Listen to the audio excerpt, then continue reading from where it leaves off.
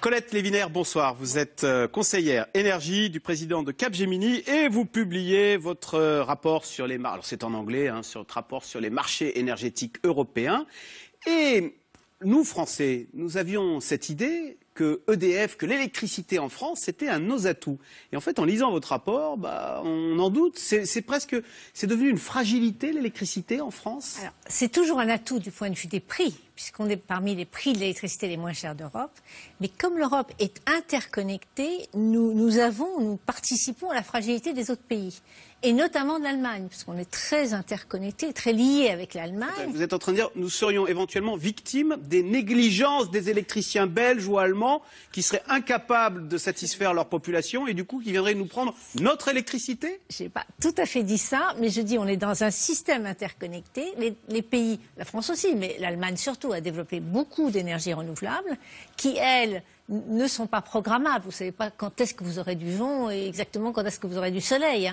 Donc, ces énergies sont peu programmables, volatiles et perturbent fortement le réseau. Et comme il y a des interconnexions entre pays, notre réseau est aussi perturbé. Ce sont les énergies renouvelables. En fait, c'est la volonté politique, avec des subventions d'ailleurs, de développer les énergies renouvelables qui ont désorganisé et qui menacent notre approvisionnement d'électricité? Oui, parce qu'on a voulu les développer trop vite et avec trop de subventions.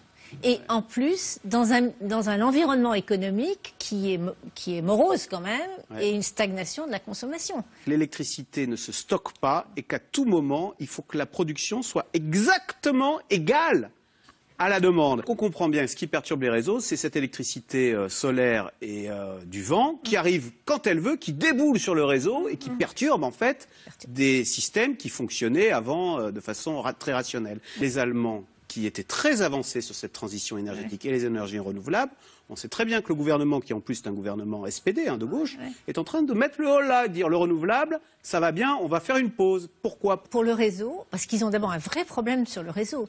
C'est-à-dire que les éoliennes en mer sont au nord, sur le nord d'Allemagne. Ils ont arrêté les centrales nucléaires qui sont au sud. Et au sud, il y avait toute l'industrie automobile, donc la partie vraiment consommatrice. Et ils n'arrivent pas à passer des lignes pour sortir l'électricité des éoliennes offshore pour les ramener dans le sud du pays. Personne ne veut de ligne électrique, ça c'est général. Dans tous les pays développés, les gens ne veulent pas de ligne électrique. Ils ont construit 0 km de ligne depuis 2011. Et ça, c'est un vrai sujet.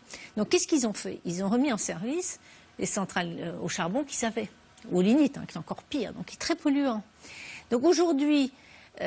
Donc les énergies propres ont contribué à l'ouverture de centrales à charbon. Voilà, donc à augmenter les émissions de CO2. Leurs émissions de CO2 ont monté. Plus 2% l'an dernier. Elles ont augmenté. Donc c'est un échec. Et puis ça coûte cher. On subventionne le renouvelable. Et quand on dit on subventionne... L'électricité est plus chère pour les particuliers en Allemagne? Elle est 2 fois plus chère qu'en France. Alors... Les Allemands payent leur électricité 2 fois plus cher que nous. Du coup d'ailleurs, peut-être qu'ils les économisent un peu plus du coup. Alors, ils en utilisent moins parce qu'ils ont plus de chauffage au gaz qu'au chauffage électrique. Donc, la facture n'est pas 2 fois plus chère.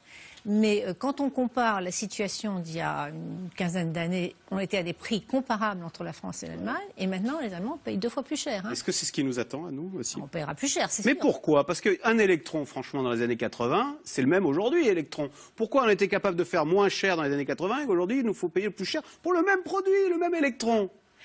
D'abord, parce qu'on a voulu décarboner l'énergie. Alors en France, ça ne se pose pas trop comme question, parce qu'on a du nucléaire et de l'hydraulique, essentiellement. Mais enfin, on a suivi le mouvement, donc on fait du renouvelable. Le renouvelable coûte cher, et vous le payez à travers une taxe qui s'appelle la CSPE. D'accord? Sur chaque facture EDF, il y a écrit CSPE. Et 60% de la CSPE, c'est des renouvelables. La CSPE était en 2009 à 4,5 milliards d'euros. En 2014, elle va être 4 fois plus, elle va être à plus de 16 milliards d'euros.